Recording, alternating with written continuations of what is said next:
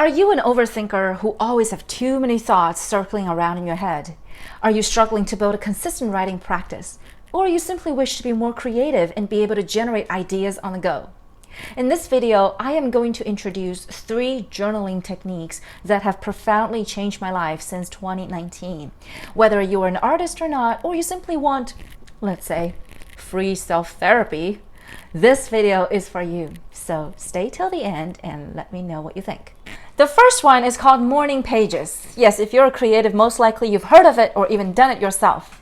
Basically, morning pages is a stream of consciousness free writing exercise that asks you to write 3 full pages first thing in the morning, non-stop, which means you cannot use the bathroom, you cannot go grab your coffee or breakfast or whatever. You have to stay with the pages until you're done.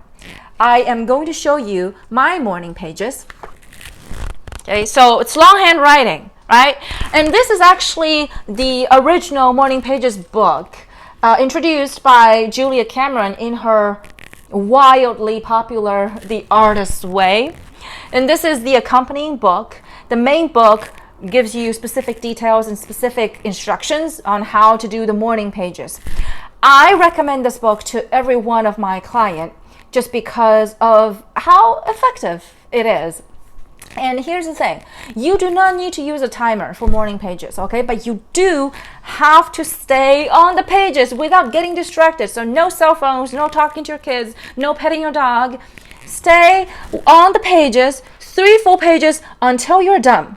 You can even measure your time, just time yourself, right? So sometimes if I write like really long sentences, dense sentences, I don't write specifically in those lines, then it takes me longer. But my average speed is about 5 to 7 minutes per page, which means 3 pages takes about 15 to 20 minutes for me to complete, which is not a lot of time. And if you cannot stay focused during those 15 to 20 minutes, work on your focus. And this is a great way to do it. Also, because of the nature, the stream of consciousness nature, it forces you to get out of your head, right? I remember the first couple weeks when I started doing this, I wrote a lot of nonsense on the page. For example, I'm hungry, I'm angry, I'm hungry and angry. I want to get out of here. I want to eat. I want to walk my dog. Things like that. Because the point is you cannot stop. So even if you have those thoughts that you are not super proud of, put them down on pages and then put this away. Do not look at it and then get up the next morning, rinse and repeat. This is the first exercise I strongly recommend. I've been doing this for 5 years every single morning, and it has changed my life. My second most favorite writing technique is a website called The Most Dangerous Writing App. Now, I am not affiliated with them. I am not getting paid by doing this, but I just love them so much because this is a very effective tool at battling with writer's blocks. I'm going to show you on my laptop how it works.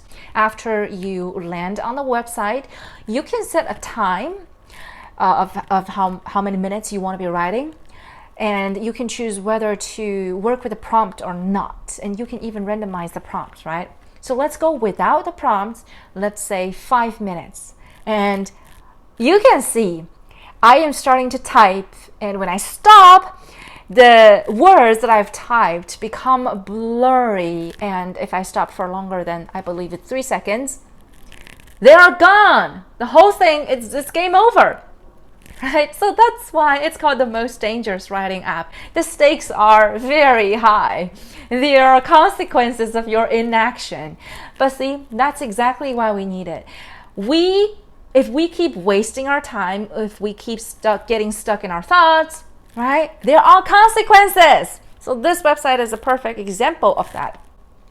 Now, my favorite function of this website is actually the hardcore mode. That you can choose that. I'll show you.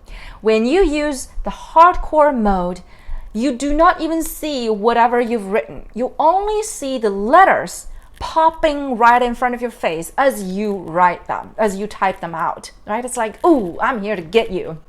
It's a little scary, yes, but it's also good because it eliminates your judgment of whatever you've written, because you don't have the bandwidth to think about what you've written. You can't see them. It just forces you to keep churning out the words, right? So the hardcore mode is especially helpful if you are dealing with something that is difficult.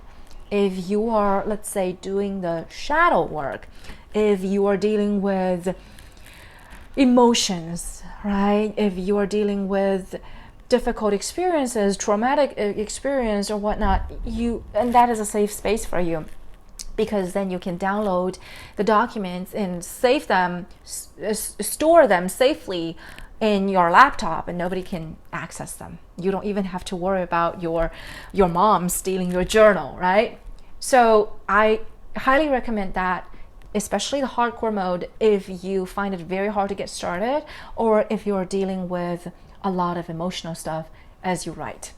Last favorite one is audio journaling. Yes, this is not cliche. This is actually the best tool for you to generate ideas on the go.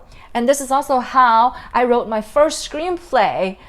I was just recording all my thoughts on the phone as I was walking my dog. I still do this. Sometimes you have an idea, you have inspiration.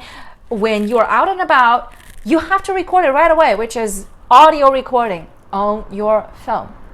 Now, I also recommend, if you are on a walk, if you're driving, you do this as a way to have your thoughts out, or you do this as a way to organize your thoughts, to help you think better. Sometimes you do this as a form of free self-therapy, right? It's those affirmation thing. You can do it here, and that will just be you encouraging yourself. It can also just be you dumping a whole lot of negativity, and you don't even have to worry about if it's your friend, if it's your spouse, because it's just you and your phone. Your phone will never judge you. Your therapist might judge you. Your phone never will. So this is a very safe and effective tool for you to keep records of your thoughts. You can always label the files and come back to them later. Actually, I also use this for my stand-up comedy. I record my sets for me to improve my jokes, to understand where my jokes are getting laughs, to gauge the audience response. This is a very, very useful tool. The only thing is that, remember, when you do the playback, you will most likely get into the self-judgmental mode. You'll start to judging yourself, right? So just be gentle with yourself and approach the playback with a learner's or a beginner's mindset, telling that I am just learning from this experience. It's not about me judging my performance. That's it. Those are 3 of my most favorite journaling techniques. They've helped me written handfuls of screenplays, plays, memoirs, short stories, audiobook, you name it. So I know they work, and please give them a try. Let me know in the comments how they went for you, and if you have any other suggestions in terms of what you would like to learn about writing, about humor, about creativity, let me know. I will be sure to keep posting more relevant content to help you become a funnier, more authentic version, more creative version of yourself. All right, bye.